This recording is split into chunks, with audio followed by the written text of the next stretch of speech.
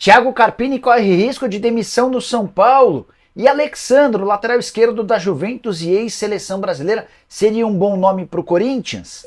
Vídeo de hoje do canal do Nicola debate esses dois temas e traz também números sobre a receita do Palmeiras na temporada passada.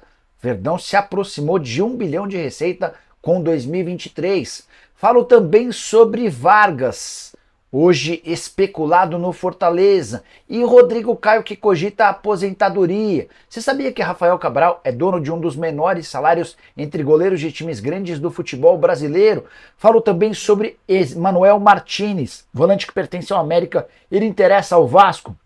Tem as últimas do mercado, bastidores, finanças e o Santos podendo jogar a Série B com transmissões da Globo. Antes de passar todas as informações, deixa só me apresentar, me chamo Jorge Nicola, sou jornalista esportivo, dono desse canal no YouTube com mais de 1.300.000 pessoas inscritas, blogueiro do R7, comentarista da 98 Esportes, além de participar da Band Esportes e também da Band. O objetivo por aqui é deixar você por dentro de tudo que está rolando com o seu clube do coração. Para não perder nada, aperta o botão vermelho de inscreva-se e já ativa as notificações. Combinado? Bora contar que todo esse conteúdo é um oferecimento de 1xBet, a mais antiga parceira do canal do Nicola, colocando na tela jogos do Campeonato Paulista dessa quarta-feira. Temos Português e Palmeiras no Canindé, vou de vitória do Palmeiras. Tem também Inter de Limeira e São Paulo em Brasília, vou de vitória do São Paulo. Para completar, queria destacar jogos de times do Rio. Nessa quarta-feira, Libertadores da América, Botafogo e Aurora. Botafogo é muito favorito. Na quinta tem a final da Recopa Sul-Americana com o Fluminense e LDU. Vou de vitória do Flu. Para você apostar no que quiser, super simples, não xbet, pega o link que está no comentário fixo. Já faz seu cadastro, só não esquece de utilizar o código Nicola para ter direito a 100% de bônus no valor do seu depósito. Combinado? Bora começar o vídeo com um tradicional giro de notícias e a primeira informação é uma curiosidade. Você tem alguma mínima ideia de quem é o artilheiro do futebol no mundo em 2024? Acertou quem lembrou do uruguaio Martín Cauteruccio. Ele pertence ao Sporting Cristal do Peru e tem a incrível marca de 17 gols em 7 partidas na atual temporada. Segundo lugar é de Luuk de Jong, que já foi do Barcelona e está no PSV, tem 12 gols em 10 partidas. Terceira colocação de Victor Gyökeres, é assim que se fala, ele é um sueco do Sporting de Portugal, tem 12 gols em 12 partidas. Bora falar agora sobre Luan, meio atacante do Vitória, aquele mesmo ex-Corinthians, Grêmio. Ele foi notificado pelo condomínio onde mora pelo excesso de festas, som alto e bebidas ao longo de todos os dias. Parece que não mudou nada em relação ao comportamento dos tempos de Grêmio e Corinthians. Já John Kennedy está de volta ao Fluminense, o artilheiro dos jogos decisivos, não pôde participar da partida de ida da final da Recopa Sul-Americana, cumpriu suspensão e será uma das novidades do time de Fernando Diniz nessa quinta-feira no Maracanã. O Flu precisa reverter a derrota por 1-0 do Equador. Para completar o giro de notícias, o tradicional time Juventus da Moca, aqui em São Paulo, inovou no seu novo patrocinador master. A Consul topou fazer uma camisa absolutamente limpa, sem nenhum patrocínio. Tudo porque a Consul, que é fabricante de máquinas de lavar roupa, quis fazer uma campanha em prol da máquina de lavar roupa recém-lançada, com a ideia de que ela é capaz de limpar absolutamente tudo. Bora falar agora sobre o Santos com uma novidade curiosa. O torcedor do Santos já havia se programado para assistir ao Peixe durante a Série B na TV Bandeirantes, que é a emissora que transmite os jogos da segunda divisão.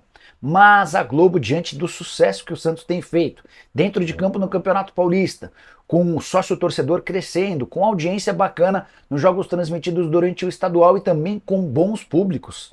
No último domingo, mais de 50.000 pessoas estiveram no Morumbi para assistir a vitória contra o São Bernardo. Diante desse combo, a Globo estuda a possibilidade de transmitir jogos do Santos em suas plataformas. A informação foi divulgada em primeira mão nessa terça-feira pelo meu amigo Wagner Frederico. Outra informação importante envolvendo o Santos, o presidente do Corinthians, Augusto Melo, liberou o presidente Marcelo Teixeira para, caso queira, disputar as quartas de final do Paulistão contra a Portuguesa, Ituano ou Santo André na Neoquímica Arena.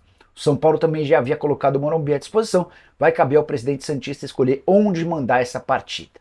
Quero falar agora sobre o Vasco da Gama, primeiro respondendo se Emanuel Martínez Volante de 29 anos de idade, muito bom jogador do América, que já esteve na mira do São Paulo e do Cruzeiro, pode pintar como reforço do Vasco.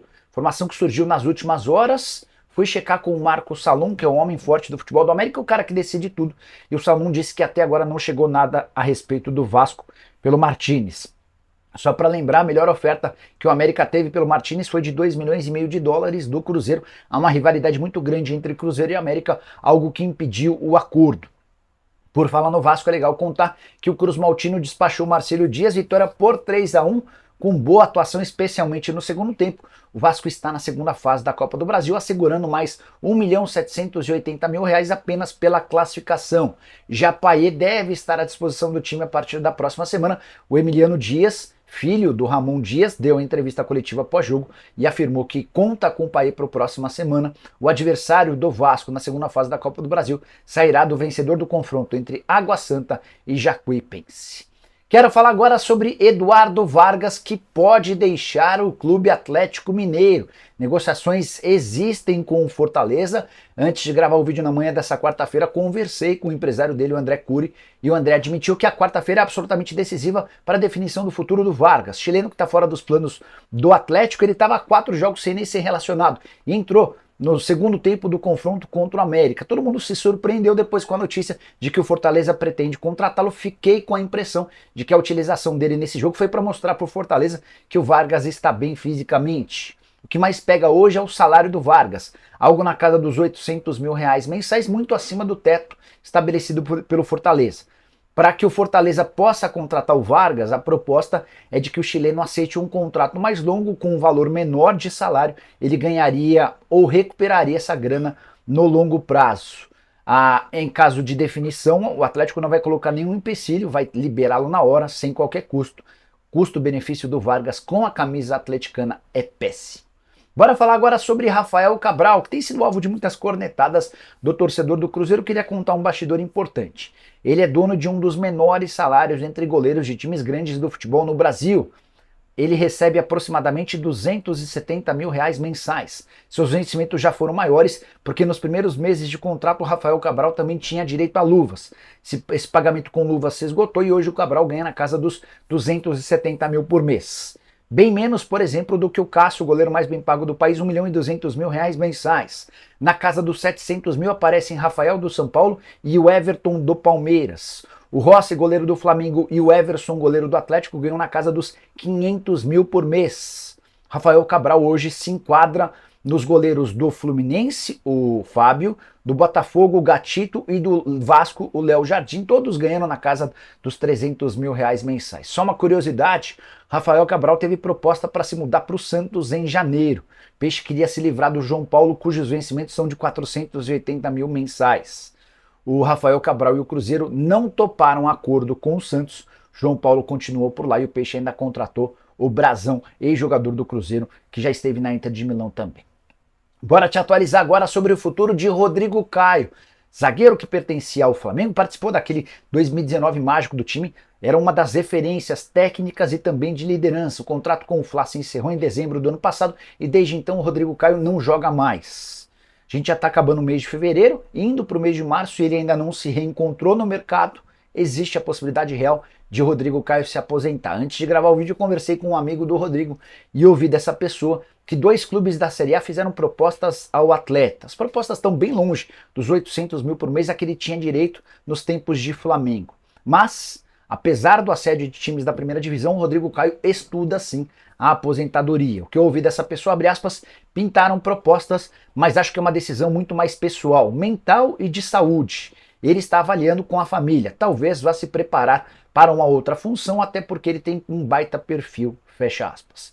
A gente pode imaginar num futuro não tão distante o Rodrigo Caio trabalhando como gerente de futebol, executivo, talvez como treinador, enfim, isso ainda está sendo decidido. Só 30 anos de idade. O que pega são as lesões no joelho. Ele teve muita dificuldade em se colocar à disposição para jogar no Flamengo nos últimos anos. E é sempre muito doído, muito complicado, muito difícil qualquer tipo de recuperação a partir de mais uma lesão. Então o Rodrigo está avaliando os prós e contras para ver se aposenta, mesmo com apenas 30 anos de idade. Gostaria que você deixasse sua mensagem por aqui dizendo se você gostaria de ter o Rodrigo Caio no seu time ou não. Bora falar agora sobre o Corinthians e a intenção alvinegra de contratar um lateral esquerdo top de linha, alguém que chegue para ser titular absoluto, posição bem carente no Corinthians. O Hugo e o Palácios, que disputam a posição, não têm conseguido agradar. É bem verdade que o Palácios está machucado e o Hugo tem deixado péssima impressão. Queria contar sobre alguns nomes especulados. O nome mais divulgado nos últimos dias foi de Riquelme, lateral que pertence ao Cuiabá. A associação é de que o Antônio Oliveira chegou, já conhece o Riquelme e poderia ter indicado. Posso assegurar para vocês que o Riquelme não faz parte da primeira lista de opções do Corinthians. Não houve nem contato com o clube que tem os direitos econômicos do Riquelme. O Corinthians está pensando de uma maneira maior. Nesse cenário surge também uma especulação de que Marlon, lateral esquerdo do Cruzeiro, pode ser contratado. O Marlon vive situação meio atípica na Raposa. Titular absoluto no ano passado, cogita-se ou imagina-se que ele pode perder espaço nesse ano. Tudo porque Vidalba e Barreal foram contratados para essa função parecida. O Vidalba joga de lateral esquerdo e de zagueiro, o Barreal joga de ponta e de lateral esquerdo. Então, se o Marlon perder espaço, o caminho ficaria livre para o Corinthians avançar nessa negociação. Marlon, cujo contrato com o Cruzeiro se encerra em dezembro, houve uma tentativa de renovação, não houve acordo e a negociação nesse momento está estagnada. Mas a grande surpresa corintiana para esse setor pode ser Alexandro. Lateral esquerdo da Juventus, 33 anos de idade, tem contrato com a Juve somente até o mês de junho, ganha por lá 2,5 milhões de reais mensais, temporada em que ele menos jogou nos últimos anos. E já está muito claro que ele sai da Juve e deve voltar ao Brasil. O Flamengo foi o clube que mais conversou com o Alexandro, mas o nome está descartado depois da chegada do Matias Vinha. Então, se quiser confirmar sua vontade de voltar ao Brasil, o Alexandro vai ter de buscar um outro clube interessado, já pode inclusive assinar um pré-contrato para se mudar sem custos a partir de julho. Posso assegurar para vocês que o nome do Alexandro agrada, embora o Corinthians precise esperar até o meio do ano para poder contar com um jogador que já foi do Santos, tem uma carreira extremamente sólida na Juve, também passou pela seleção brasileira. Só para arrematar sobre o Corinthians, o Kaká é esperado nessa quarta-feira em São Paulo para a realização de exames médicos. Ele vai assinar contrato de empréstimo até dezembro com opção de compra, ou melhor, obrigação de compra de 2,5 milhões de dólares se algumas metas estabelecidas no contrato forem alcançadas. Mais um reforço para o Timão, Corinthians que tem até dia 7 de março para registrar suas contratações. Bora falar agora sobre o Palmeiras, que superou a marca de 800 milhões de reais de arrecadação na temporada passada. O Verdão divulgou nas últimas horas seu balanço financeiro referente a 2023. A receita total do Palmeiras, tudo que ele soube e conseguiu arrecadar no ano passado, ficou em 839 milhões de reais. A previsão era de 704 milhões de reais, o Verdão superou com folga essa projeção. Importante lembrar que só em dezembro o Palmeiras foi capaz de embolsar 122 milhões de reais. Esse volume muito grande de dinheiro no último mês do ano está muito ligado ao título do Campeonato Brasileiro e todas as premiações por decorrência dessa conquista. O superávit alviverde, o que é o superávit? Entre receitas e despesas sobraram para o Palmeiras 8 milhões e meio de reais. A estimativa era de um superávit um pouco maior, de 13 milhões e meio de reais, restaram 8 milhões e meio, ou seja, o Verdão ficou no azul em 8 milhões e meio de reais. Um dos grandes trunfos alviverdes na temporada passada foram as premiações. O Palmeiras havia estimado faturar 40 milhões de reais em prêmios nos torneios, foram 79 milhões de reais com Supercopa do Brasil, Campeonato Paulista e também Campeonato Brasileiro. Só para arrematar em relação ao Verdão, queria comparar o desempenho de receita do ano passado com outros anos. 2023, 839 milhões de reais. Em 2022, 790 milhões de reais. Em 2021, 910 milhões de reais. Em 2020, 527 milhões. Vale a lembrança de que o ano de 2021 foi atípico. Uma série de receitas de 2020 foram colocadas em 2021. Por isso esse valor tão grande assim. Quero fechar o vídeo para falar sobre a chance de Thiago Carpini ser demitido do São Paulo. A pressão externa é enorme. Torcedor do São Paulo, de maneira geral, especialmente nas redes sociais, muito decepcionado com o trabalho do técnico, que recentemente foi campeão da Supercopa do Brasil, batendo o Palmeiras nos pênaltis, e acabou com aquele incômodo jejum de vitórias na Neoquímica Arena. Ainda assim, por conta de 4 tropeços consecutivos, foram 2 derrotas para Ponte Preta e Santos e 2 empates contra o reserva do Red Bull Bragantino. E também na rodada passada, diante desse cenário, o empate na rodada passada contra o Guarani em Campinas. Diante dessa sequência de 4 jogos sem vitória, São Paulo se coloca em risco no Campeonato Paulista. A classificação não está garantida. E essa semana é absolutamente decisiva para o Carpini. Isso porque nessa quarta o São Paulo vai até Brasília enfrentar a Inter de Limeira, certamente com o estádio muito mais cheio de torcedores do São Paulo, nem deve ter torcida da Inter de Limeira por lá. E no domingo o São Paulo recebe o Palmeiras no Morumbi. 2 vitórias e essa crise em cima do nome do Carpini vai para o espaço, o São Paulo garante a classificação para a próxima fase do Campeonato Paulista e tudo certo. Mas se o São Paulo colecionar mais 2 tropeços, a classificação para a próxima fase vai ficar em risco e a chance de Thiago Carpini ser demitido cresce consideravelmente. São Paulo tenta evitar falar sobre o tema, até porque é algo que não contribui, mas o Thiago Carpini é muito novo, muito pequeno dentro do contexto do São Paulo. E nesse cenário, não se descarta, em caso de tropeços, que o Carpini não esteja no Campeonato Brasileiro à frente do São Paulo. Isso só vai acontecer se o São Paulo não conseguir a classificação para a próxima fase do Campeonato Paulista. Eu ainda acho que o São Paulo vence a Inter de Limeira e garante a sua classificação. Hoje o Tricolor é segundo colocado no grupo, tem 15 pontos, assim como o São Bernardo, que é o terceiro. Embora o São Paulo tenha um jogo a menos do que o São Bernardo e do que o Novo Horizontino, que é o líder dessa competição, ou o líder do grupo, com 18 pontos conquistados. Ah, só mais uma coisa, Rames Rodrigues é outro abacaxi para o Thiago Carpini descascar. Como é que o Carpini vai utilizar o Rames? Será que ele vai saber explorar e trazer o melhor do colombiano? Tudo isso a gente vai saber ao longo da semana. Queria saber a sua opinião. Rames merece ser titular? Carpini merece ser demitido? Use o espaço para comentar, não esquece de deixar like, de se inscrever no canal. Voltamos à tarde. Tem também live do Nicola. Abraço, tchau!